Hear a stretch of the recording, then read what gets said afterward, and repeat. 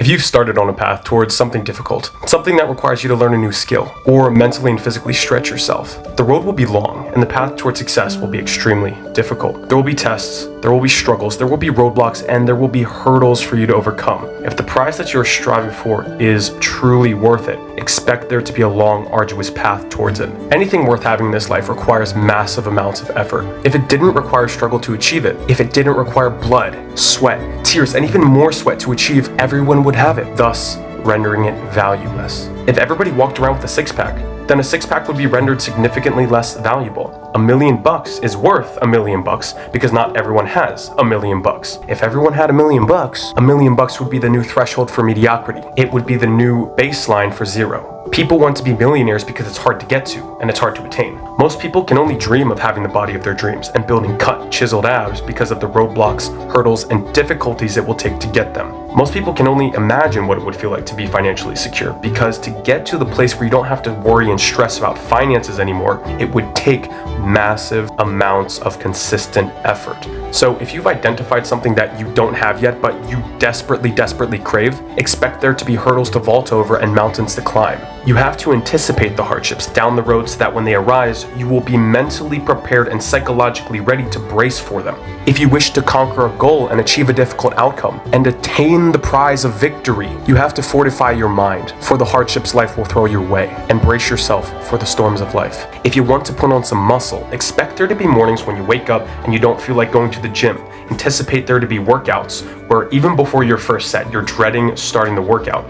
If you're looking to drop 35 pounds, expect there to be intense cravings and days where you feel like eating a whole pizza in one sitting. You're gonna have to sit through the pain and just accept that it's there because it's not going anywhere. If you're looking to create a product or write a book that you can sell so you can add some value to the world and put your mark on reality, expect there to be repeated failures and boatloads of stress and moment after moment where all you can think about is quitting because you're mentally and physically exhausted. The reason most people give up is not because of the lack of motivation. The vast majority of people have massive amounts of motivation up front when they identify a goal they're aspiring to conquer. On day one, they're super motivated. On day two, they're still feeling psychologically pumped up and excited to sprint that path and reach the finish line. But then day 3, 4, and 5 rolls around and they start to realize it's going to take more than a couple weeks or even a couple months to achieve their goals. They realize the only way to reach their goals is not to have short, intense spurts of motivation, but to consistently plug away day after day, month after month, year after year. The reason The Tale of the Tortoise and the Hare is such a potent and powerful story is because it conveys so clearly why slow consistency is better than short and intense but inconsistent spurts of effort. Think of your ability to stay consistent and your mental capacity as a path that ends and leans just beyond a cliff. David Dita, in his book The Way of the Superior Man, which is a great book, I recommend you give it a full read,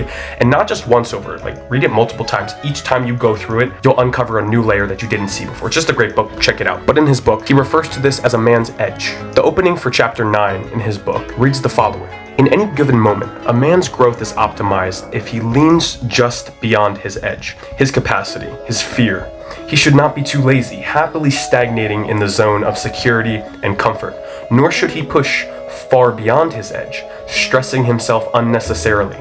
Unable to metabolize his experience, he should lean just slightly beyond the edge of fear and discomfort, constantly, in everything he does. You must walk to your true edge and peer over it, no matter how scared you are of looking over that deep chasm of the unknown. Because as you peer over the edge, the fog will slowly dissipate in front of you and reveal more path, allowing you to take yet one more step. Slowly taking consistent steps is much more effective than sprinting over the edge of the cliff and falling to your death, shattering your mental capacity and psychological body on the ground below. The reason why you're having so much trouble staying consistent and keeping yourself mentally locked in and focused on the goal is because you're trying to get there too fast. You're allowing yourself to get way too hyped up and motivated in the beginning, and then you crash miserably on the rocks below. And the reason getting too hyped, building too much anticipation, and leaning too far beyond your edge is not a good thing comes down to one key mechanism in the brain: dopamine.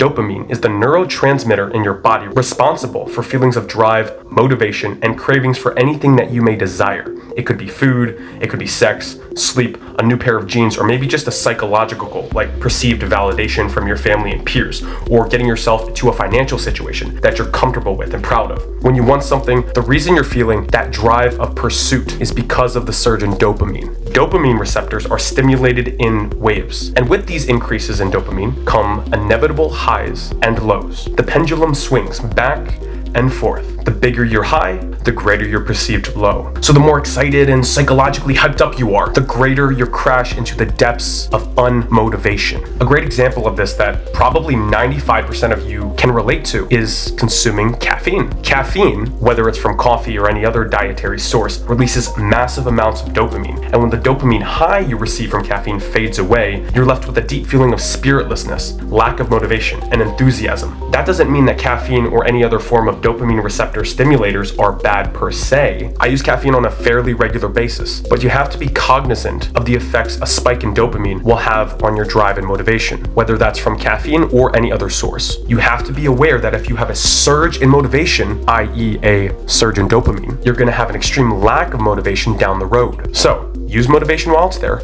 milk it for all it's worth, but also don't let yourself get too excited so that when the inevitable drop in dopamine comes, you'll have a far easier time bringing your brain's neurotransmitter levels back down to baseline. And when the motivation inevitably fades away, you'll have a better understanding of the mechanism behind it, and thus you won't identify with it. Instead of saying, "Oh, I'm not motivated today," and making it a part of your identity, you'll be detached from the emotion. You'll be like, I can tell there's a little less dopamine floating around in my brain than there was yesterday. Interesting. Well, anyway, back to work. Practicing detachment from the feeling will make it much, much easier to master the art of just showing up. The art of putting in the reps and doing the work, even though you don't feel like it. And when you can master the art of just showing up, anything, and I mean anything, is possible. If you can put in the reps consistently, whether that's in the gym, in business, or in your social life, there's no limit to what you can accomplish. Feeling motivated? Nice. Go hit the gym. Feeling unmotivated? Cool.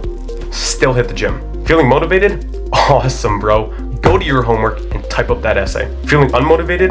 Interesting. Still, go to your homework and type up that paper. Rome wasn't built in a day. Prominent buildings take time to construct. Beautiful, thick forests take decades to grow to completion. Great works of literature take months and sometimes even years to write. A muscular, aesthetic physique takes years to build. So use motivation to your advantage, but most importantly, stay consistent and do the work, even when you don't feel like doing it. Alright guys, I hope this video pumped you up to go crush your day, and next year, and the next decade. If you enjoyed the video, go ahead and hit the like button, and then poke it, and then kick it, and then go call your local mob boss to go get the cronies together and beat the shit out of that like button one more time just for the heck of it. Because, hell, why not? Also, consider subscribing to the channel. I post weekly videos about all things pertaining to your fitness, mindset, and motivation. That is all for today, but I love you guys and I will see you in the next video.